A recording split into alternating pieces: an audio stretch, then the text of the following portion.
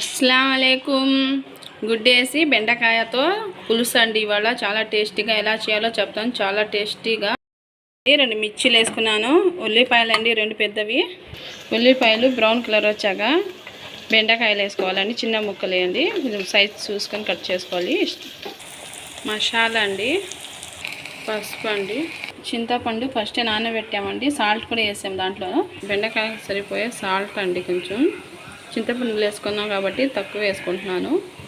బెండకాయలు ఫ్రై అయ్యాక టమాటాలు అండి 3 పెద్దవి, కరివేపాకండి. దీంట్లో టేస్ట్ వాసన కోసం వేసుకుంటాము, వాసన ఎక్కువ ఉండాలని. ధనియా పొడి అండి, కారం అండి కొంచెం ఎక్కువ వేసుకోవాలి. చింతపండు పులుసు ఉంది కాబట్టి కారం కొంచెం ఎక్కువ ఉంటేనే టేస్ట్. గ్లాస్ కొంచెం తక్కువ వాటర్ వేసుకోవాలి. చింతపండు రసం తీయాలండి. చింతపండు తుక్కు రాకుండా ఇట్లా జల్లెడతో తీసుకోవాలి, వాటర్ వరకే.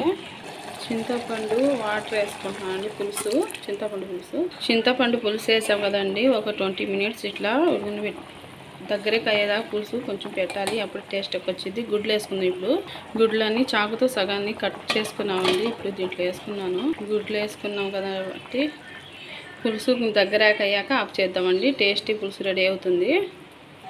కొత్తిమీర పుదీనా అండి పైన చేసుకున్నాం. టేస్టీ పులుసు రెడీ అండి. గుడ్డు వేసి బెండకాయతో పులుసు చాలా టేస్టీది. మా ఛానల్ లైక్ అండ్ సబ్స్క్రైబ్ చేయండి. ఒకసారి తింటే మాత్రం రుచిగా